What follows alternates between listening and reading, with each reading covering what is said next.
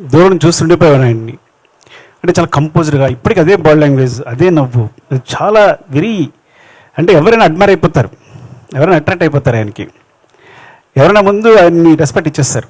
అట్లా ఉంటుంది pre body language కూడా. అప్పుడు కూడా సెట్లో కూడా అంత కంపోజ్గా బిహేవ్ చేసేవారు. యాక్చువల్గా నేను ఎక్కువ మాట్లాడడం కూడా కాదు, చాలా భయపడి దూరంగా చూస్తూనే ఉన్నాయన్ని. ప్రతిదీ సెట్కి వచ్చిన దగ్గర నుంచి ఎప్పుడు కాన్సన్ట్రేషన్ అందులోనే ఉండేవారు, అయిపోయిన తర్వాత ఏదైనా. సో అంత డెడికేట్గా వర్క్ చేసేవారు.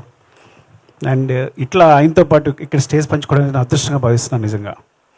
అంటే లైఫ్లో ఎలాంటి ఇబ్బందులు వచ్చినా, ఇప్పుడు జై హింద్ సినిమా బాగా గుర్తు. అంటే కొన్ని సినిమాలు అయితే ఆయన క్రూషియల్ పొజిషన్ ఉన్నప్పుడు తను సొంతంగా అన్ని డబ్బులు పెట్టి డైరెక్ట్ చేసుకుని తన తాను హీరోగా ఎస్టాబ్లిష్ చేసుకున్న డైరెక్టర్ కమ్ హీరో ఆయన.